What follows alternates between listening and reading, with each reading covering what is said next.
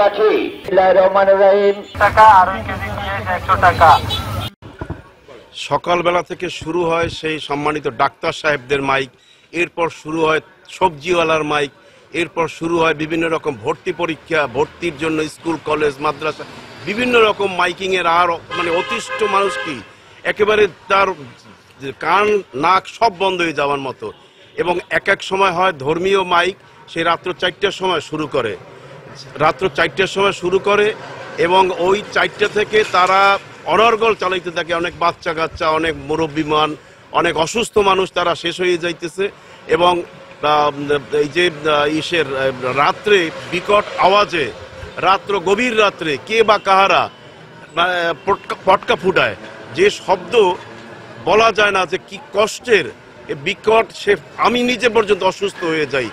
এমনকি একাধিক শব্দ কে বা কাহারা করে। আমি ঝালকাঠিতে পরিবেশ অধিদপ্তরের কোনো কার্যক্রম আছে কিনা আমি জানি না, থাকলে তাদের কাছে আমার বিনীত অনুরোধ যে এই মাইকিংগুলোকে একটু হস্তক্ষেপ করুন।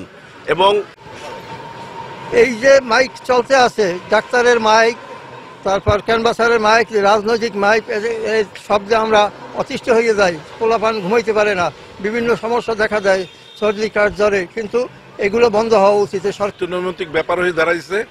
মাইকের যে আওয়াজ, একসাথে 4টা-5টা মাইক নামে, তারপর ওই যে টেম্পু আছে যেগুলো স্যালো ইঞ্জিন লাগাইয়া যে এগুলো চলে, এগুলো যে বিকট আওয়াজ, এতে মানুষ থাকার জন্য খুবই দুর্বিষহ হয়ে গেছে। এখানে যে মানে পরিবেশের যে এত অবনতি হয়েছে, এবং এটা মানে খুবই দুঃখজনক। এটার দিকে সরকারের নজর দেওয়া উচিত।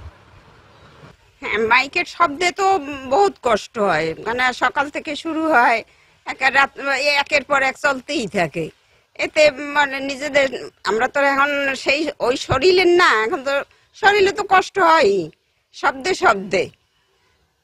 এগুলো যদি একটু কমাইয়ে দেয় বা একটু বন্ধ করে তাহলে তো একটু ভালো হয়।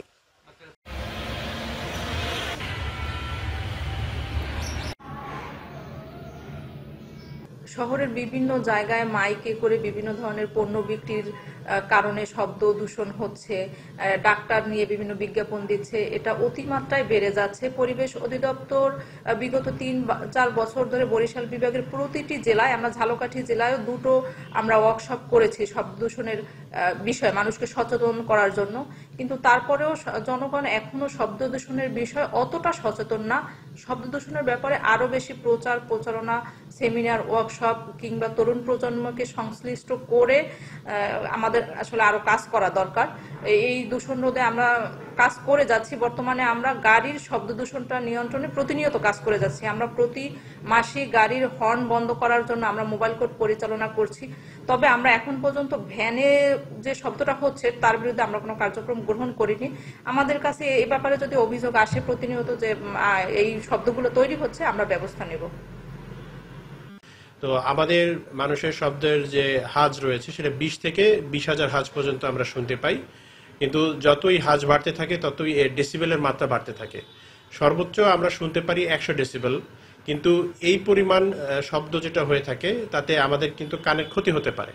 তো আমরা সাধারণত যে সকল শব্দগুলো আমাদের আশেপাশে শুনি সেগুলো যদি 40, 30, 50 ডেসিবেলের ভিতরে হয় সেগুলো আমাদের কানের জন্য শ্রুতিমধুর হয়।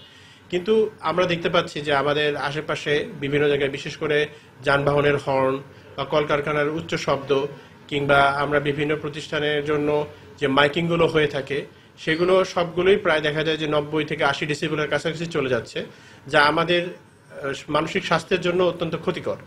যেমন যারা উচ্চ রক্তচাপে ভোগেন তাদের জন্য এই অতিরিক্ত শব্দ তাদের প্রেশারকে আরো বাড়িয়ে দিতে পারে। যাদের কানের সমস্যা রয়েছে তাদের কানের জন্য এই সকল সমস্যা আরো বৃদ্ধি পেতে পারে। এছাড়া টিনটাস বলে একটি কানের রোগ রয়েছে যেটি উচ্চ শব্দের জন্য এটি হয়ে থাকে। তো আর আমাদের অনেক রোগী থাকেন যারা হাসপাতালে ভর্তি, তাদের ক্ষেত্রেও দেখা যায় যে এই উচ্চ শব্দের জন্য তাদের যে বিশ্রামটি প্রয়োজন, যে রেস্টটি প্রয়োজন, তারা সেই রেস্টটি নিতে পারেন না।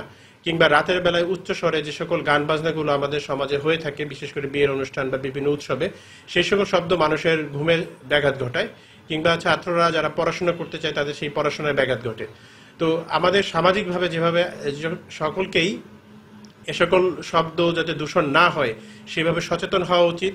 এছাড়া যে সকল জায়গাতে শব্দ দূষণ বেশি পরিমাণে বৃদ্ধি পেয়েছে সেসব এলাকার কর্তৃপক্ষ যারা রয়েছেন তারা অত্যন্ত সচেষ্ট হবেন এই ধরনের সমস্যা থেকে সমাধানের উপায় খোঁজার জন্য।